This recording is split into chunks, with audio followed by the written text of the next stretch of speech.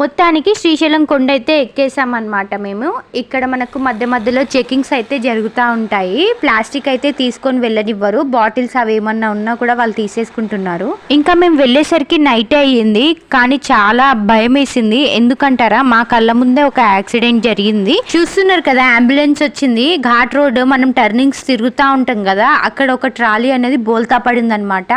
మరి అందులో ఎవరైనా చనిపోయారో ఏంటో తెలీదు, అసలు సరిగ్గా చూడనివ్వలేదు అనమాట.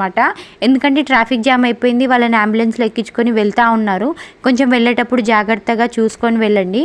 మేబీ మార్నింగే వెళ్ళిపోవడం బెటర్ నైట్ టైమ్స్ కన్నా. మాకైతే నైట్ అయిపోయింది. ఇంకా డ్యామ్స్ అయితే అసలు ఏవి ఓపెన్ లేవు. నైట్ టైం వెళ్ళినందుకు మాకు నైట్లో మొత్తం వ్యూ అయితే ఏం కనిపించలేదన్నమాట. అంతా చీకటిగా ఉంటుంది కదా, జస్ట్ అక్కడక్కడ లైట్స్ ఉంటుంది అంతే. ఇంకా మొత్తానికి సేఫ్గా మేము పైకి అయితే ఎక్కేసామన్నమాట.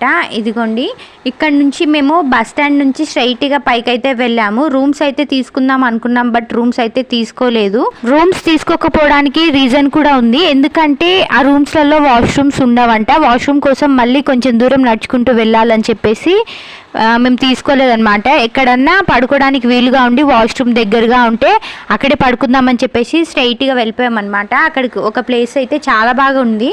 అంటే కొండెక్కి పైకి వెళ్ళాలి, అక్కడ ఉంటుందన్నమాట. ఎవరైనా వెళ్తే వెళ్ళొచ్చు. అక్కడే మేము వంట అవన్నీ చేసుకొని తినేసి అక్కడే పడుకున్నాము. వాష్రూమ్స్ అవన్నీ కూడా అక్కడే ఉన్నాయి. తర్వాత ఎర్లీ మార్నింగ్ అయితే మేము ఫేస్ వాష్ అవన్నీ చేసుకున్న తర్వాత ఇక్కడ నుంచి ఇంకా స్నానాలు చేయడానికి అక్కడే బయలుదేరాము. అంటే నార్మల్గా అయితే స్టెప్స్ ఎక్కి దిగి వెళ్ళే వాళ్ళం కదా, ఇప్పుడు అన్ని స్టెప్స్ దిగాలంటే మన వల్ల అయితే కాదు.